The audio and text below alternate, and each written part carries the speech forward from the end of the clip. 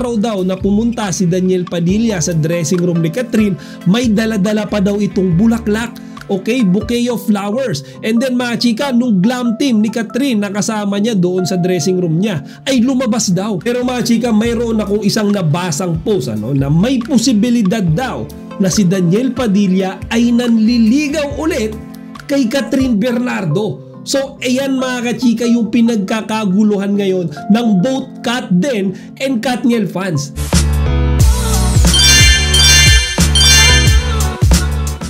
Magandang araw mga chika, Rigel po ulit, ang inyong Chika Patrol. Bago tayo magsimula mga chika, inaanyahan ko muna kayong mag-subscribe dito sa ating munting channel para palagi kayong updated sa mga latest at nagtitrending ng mga showbiz balita. So mga chika, let's have some quick Katden updates today. At ito nga ay yung tungkol sa naging Thanksgiving farewell party na ginanap kahapon lamang ng cast and productions ng Hello Love Again. At talaga namang naging successful ang pelikulang ito mga chika dahil patok na patok siya sa takilya. Actually yung first movie pa lang ng Katden, yung Hello Love Goodbye, kumita na yan halos ng 900 million. So sa sequel ng movie na yan, itong Hello Love Goodbye mga chika, halos dinoble na nila yan. Diba, kumita yan ng mahigit 1.6 billion pesos in gross revenue. Actually mga chika, sa mga hindi nakakaalam, itong pelikulang ito is currently holding the title of the highest Filipino gross earner in the history. At dyan nga din mga chika, sa party na yan ay hindi lang mga celebrities and artista yung mga in-invite,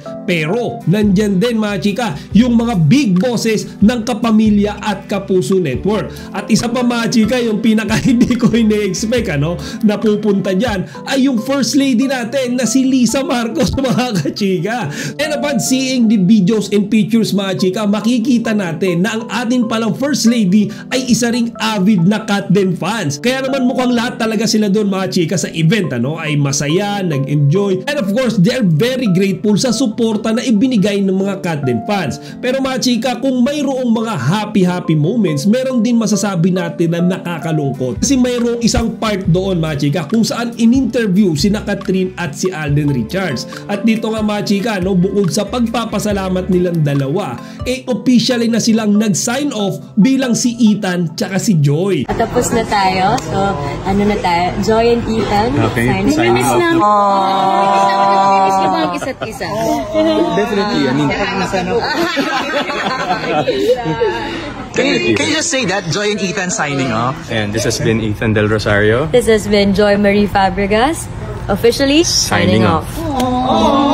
Dahil nga officially na rin nila mga chika tinapos yung love story ng kanilang mga character sa movie na ito, sa Hello Love Again, hindi na ito masusundan ulit. Siguro maybe mga chika kung magkakaroon man sila ng movie ulit, diba? Ang Katden, maybe ibang movie na siya, ibang story na siya, ibang characters na siya. Kaya nga kagabi, though naging successful ang movie na ito, it's a bit sad din mga chika, na knowing na hindi na natin makikita ulit yung mga characters ni Ethan tsaka ni Joy. Mga chika, i-correct lang natin yung mga characters lang nila na yan si Ethan tsaka si Joy lang. Yung real life personality nila as Alden and Catherine mga chika, wala silang sinabi na any statements na silang dalawa ay magsa-sign off na. So para klaro lang yan mga chika. Kaya nga pupunta na tayo sa ating next topic kung saan mayroong pinasabog etong si OG Diaz mga chika. Actually nung nakaraang araw lang, kung saan mayroon daw siyang source. Okay, eto na naman tong source na ito kung saan nakita daw si Daniel Padilla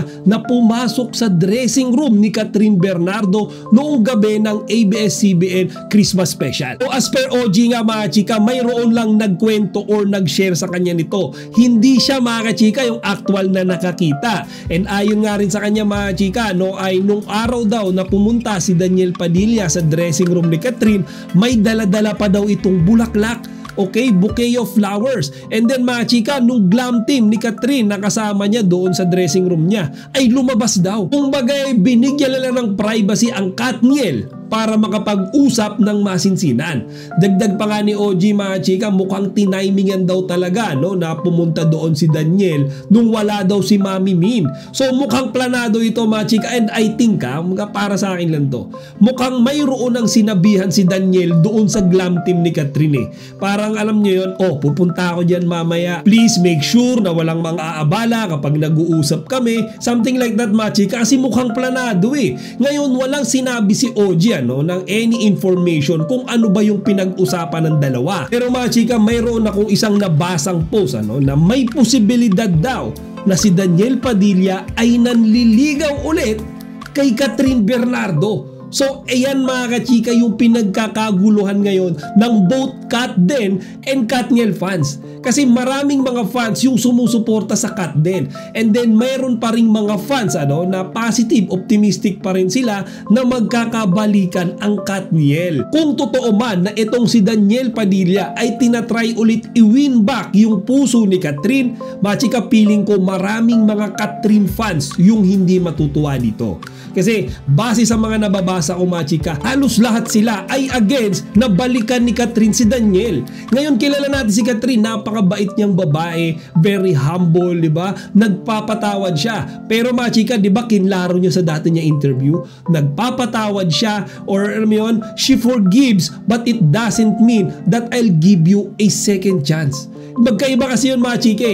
Kumbaga, pinapatawad niya ang isang tao dahil ayaw niya magkaroon ng sama ng loob, 'di ba? Ayaw niya magkaroon ng burden, stress, 'di ba? Ngayon pinatawad niya pero hindi ibig sabihin babalikan kita. Magkaibang usapan daw yun mga chika. And for me personally mga chika, Catherine is mature enough to know na hindi niya na dapat balikan si Daniel Padilla. Ngayon hindi ko sinasabi yan dahil nagiging bias ako mga chika, dahil Katden fan ako. Pero sinasabi ko yan dahil nakita ko yung sinapit ni Catherine nung sila pa ni Daniel At isa pa mga chika sa mga nabasa ko na sinasabi ng mga netizens sa comment section, ang posibleng isa daw sa layunin ni Daniel kaya niya pinuntahan si Catherine ay dahil gusto niyang isalba yung karir niya. Okay, kasi mga chika, di ba simula nung nag-break sila, di ba? Ang Katniel, nag-break sila. Nasira yung image ni Daniel Padilla sa industriya ng showbiz. Dumami, lumobo mga chika yung mga bashers niya, dahil syempre cheating issue yan di ba? Ang napabalita, niloloko niya si Catherine, kaya nadungisan mga chika yung reputasyon niya bilang isang lalaki. Kaya niya daw pinuntahan si Catherine para makipag-ayos. Of course, syempre mga chika, kapag nalaman ng mga fans na pinatawad na ni Catherine officially si Daniel, malamang sa malamang mga chika, malaking portion sa mga bashers ni Daniel yung mawawala. Di ba? Kasi simula nga nung nag-break sila, simula nung nalaman ng mga tao, sinasaktan ni Daniel si Kat. Di ba mga chika, binoboykot ng mga tao yung shows ni Daniel, kahit nga yung mga endorsement niya mga chika ay unti-unting pinapatay And before we end this video mga chika, gusto ko lang din sabihin sa inyo na itong talakayan na ito ay ibinase natin kung totoo man, di ba? Yung chismis nga na isinare ni OG Diaz na dinalaw ni Daniel Padilla si Catherine sa kanyang dressing room. Kasi mga chika, walang sinabing pangalan yan si OG So there is still possibility na hindi totoo yan. Diba? Ang sinabi niya lang anonymous source, sinabi niya lang parang trusted source. Ang maganda pa din dyan mga chika, abang-abang tayo kung magbibitaw ng official statement si Catherine or si Daniel kung totoo man nga na nangyari itong kaganapan na ito. O siya mga chika, hanggang dito na lang muna. Sana huwag niyo kalimutang ibahagi ang inyong mga opinion dito sa comment section. Chika Patrol signing out!